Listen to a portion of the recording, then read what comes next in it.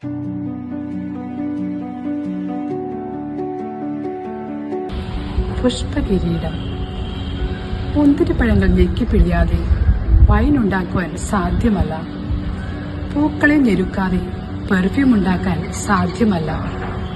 ജീവിതത്തിൽ സമ്മർദ്ദങ്ങൾ ഉണ്ടാവുമ്പോൾ ഭയപ്പെടാതിരിക്കുക.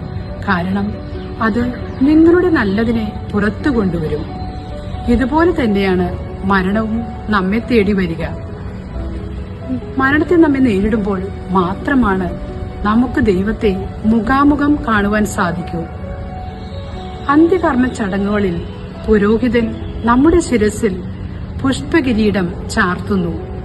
ഇത് അർത്ഥമാക്കുന്നത് മരണത്തിന്റെ മുകളിൽ വിജയമുണ്ട്. ക്രിസ്തുവിലൂടെ മരണത്തെ അതിജയിക്കുന്നു. ഒപ്പം ക്രിസ്തുവിന്റെ രാജകീയ അധികാരത്തിൽ പ്രതിനിധീകരിക്കുന്നു.